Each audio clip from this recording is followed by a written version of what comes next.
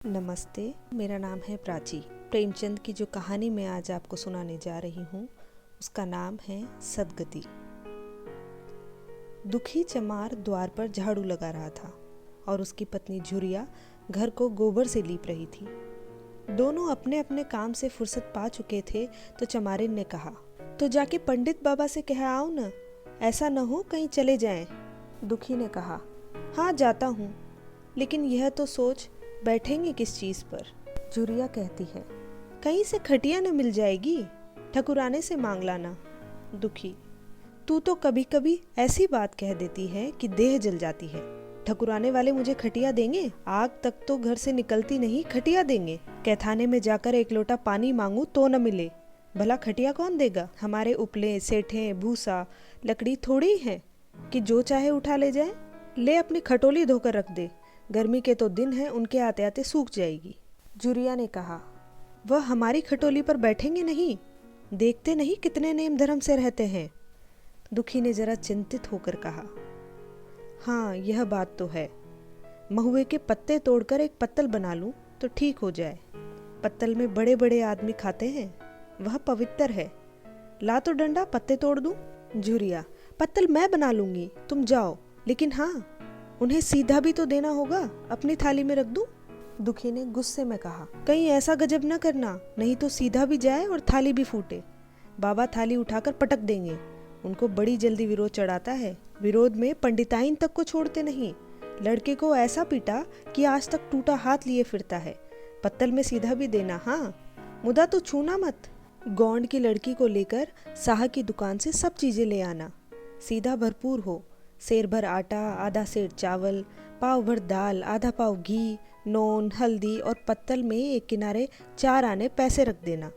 गौंड की लड़की न मिले तो भुर्जिन के हाथ पैर जोड़कर ले जाना। तो कुछ मत छूना, नहीं गजब हो जाएगा। इन बातों की ताकीद करके दुखी ने लकड़ी उठाई और घास का एक बड़ा सा गट्ठा लेकर पंडित जी से अर्ज करने चला। खाली हाथ बाबा जी की सेवा में कैसे जाता? नजराने के लिए उनके पास घास के सिवाय और क्या था? उसे खाली देखकर तो बाबा दूर ही से दुत्कारते। पंडित घासीराम ईश्वर के परम भक्त थे। नींद खुलते ही ईशोपासना में लग जाते। मुंह हाथ धोते 8 बजते तब असली पूजा शुरू होती, जिसका पहला भाग भंग की तैयारी थी। उसके बाद आधा घंटे तक चंदन रगड़ते, फिर आईने के सामने एक तिनके से माथे पर तिलक लगाते। चंदन की 2 रेखाओं के बीच में लाल रोरी की बिंदी होती थी। फिर छाती पर, बाहों पर चंदन की गोल गोल मुद्रिकाएं बनाते। एक ठाकुर जी की मूर्ति निकालकर उसे नहलाते, चंदन लगाते, फूल चढ़ाते, आरती करते, घंटी बजाते। 10 बजते बजते वह पूजन से उठते और भंग छान कर बाहर आते। तब तक 2-4 जजमान द्वार पर आ जाते। ईशोपासन का तत्काल फल मिल जाता, वही उनकी खेती थी। आज वह पूजन गृह से निकले तो देखा दुखी चमार घास का एक गट्ठा लिए बैठा है। दुखियों ने देखते ही उठ खड़ा हुआ और उन्हें साष्टांग दंडवत करके हाथ बांधकर खड़ा हो गया। यह तेजस्वी मूर्ति देखकर उसका हृदय श्रद्धा से परिपूर्ण हो गया। कितनी दिव्य मूर्ति थी। छोटा सा गोल मटोला आदमी, चिकना सिर, फूले गाल, ब्रह्म तेज से प्रदीप्त आंखें, रोरी और चंदन देवताओं की प्रतिभा प्रदान कर रही थी। दुखी को देखकर श्री मुख से बोले, आज कैसे चला रे दुखिया? दुखी ने सिर झुकाकर कहा, बिटिया की सगाई कर रहा हूँ महाराज, कुछ साइज सगुन विचारना है, कब मर्जी होगी? पंडित घासीराम बोले, आज मुझे छुट्टी नहीं, हाँ सांझ तक आ जाऊंगा। दुखी प्रार्थना करते हुए बोला, नहीं महाराज, जल्दी मर्जी हो जाए, सब सामान ठीक कराया हूँ, यह घास कहाँ रख दूँ?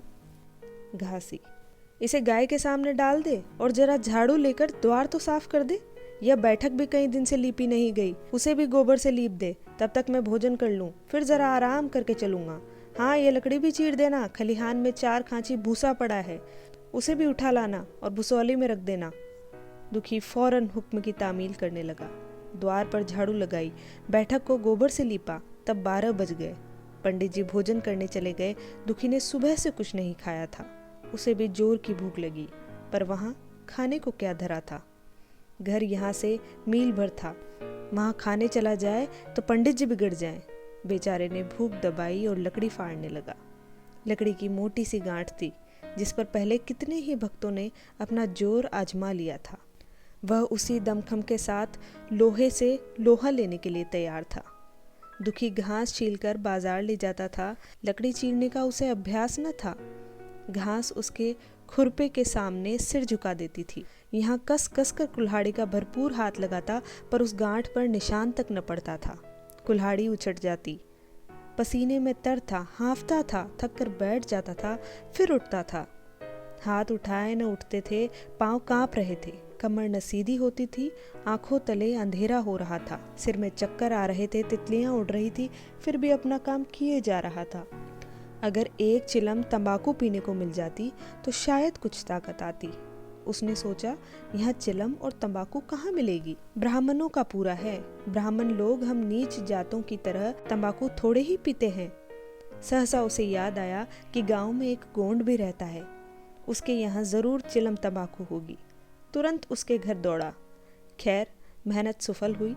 उसने तंबाकू भी दी और चिलम भी दी, पर आग वहां न थी।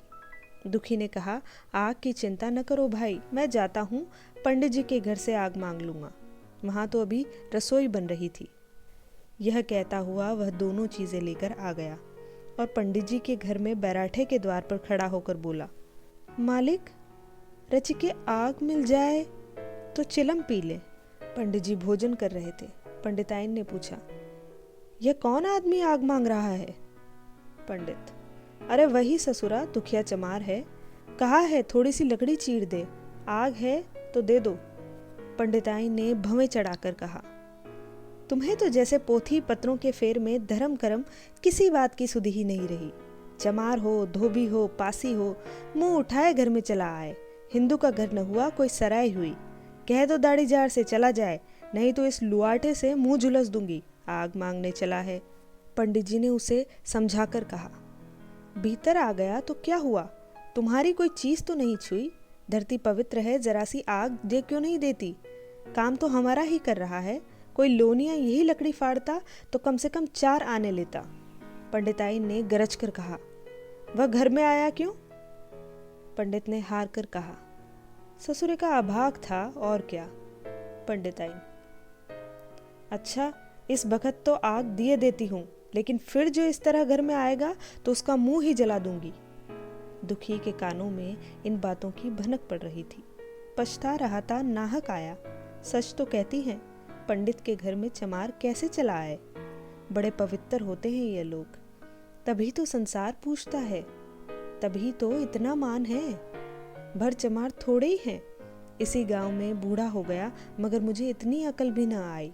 इसीलिए जब पंडिताइन आग लेकर निकली तो वह मानो स्वर्ग का वरदान पा गया। दोनों हाथ जोड़कर जमीन पर माथा टेकता हुआ बोला, पंडिताइन माता, मुझसे बड़ी भूल हुई कि घर में चला आया। चमार की अकल ही तो ठहरी।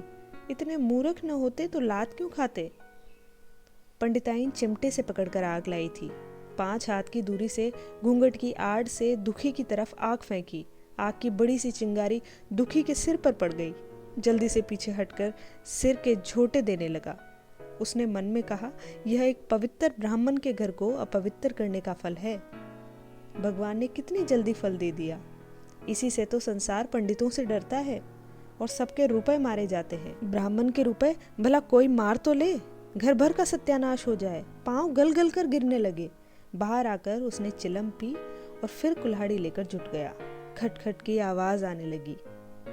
उस पर आग पड़ गई तो पंडिताइन को उस पर कुछ दया आ गई।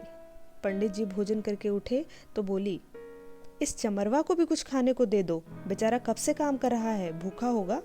पंडित जी ने इस प्रस्ताव को व्यवहारिक क्षेत्र से दूर समझकर पूछा, रोटियां हैं? पंडिताइन, 2-4 बच जाएंगी। पंडित, 2-4 रोटियों में क्या होगा, चमार है, कम से कम सेर भर चढ़ा जाएगा।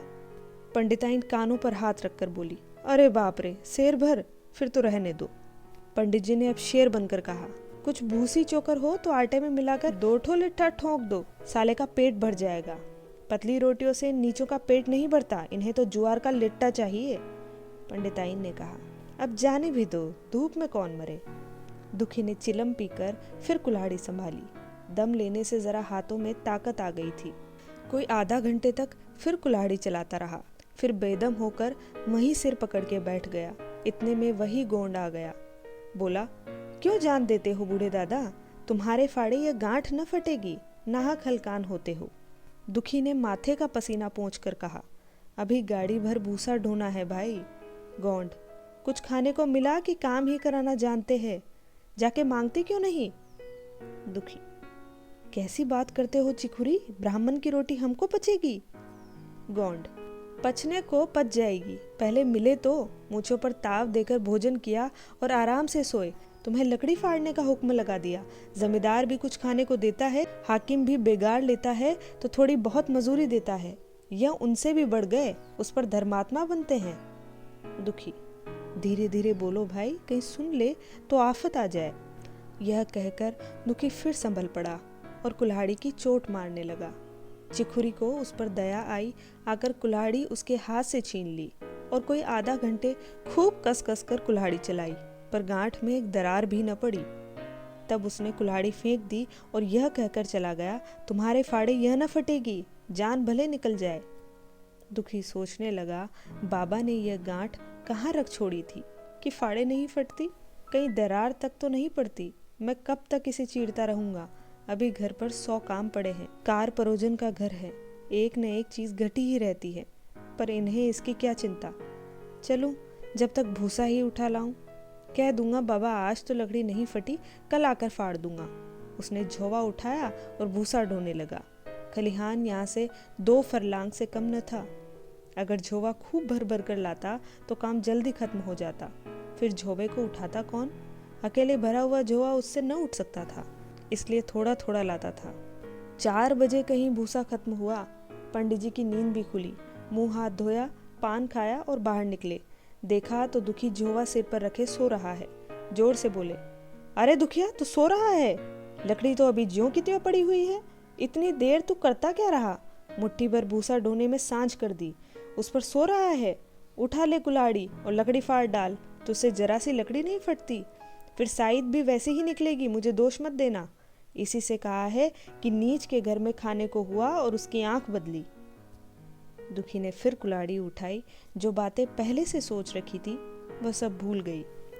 पेट पीठ में धंसा जाता था। आज सवेरे जलपान तक न किया था, समय ही न मिला। उठना ही पहाड़ मालूम होता था। जी डूबा जाता था, पर दिल को समझाकर उठा।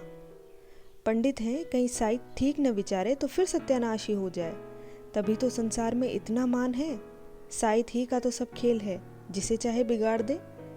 पंडित जी गांठ के पास आकर खड़े हो गए थे और बढ़ावा देने लगे। हाँ, मार कसके और मार कसके, मार, अबे जोर से मार, तेरे हाथ में तो जैसे दम ही नहीं है, लगा कसके। खड़ा सोचने क्या लगता है? हाँ, बस फटा ही चाहती है, दे उसी दरार में।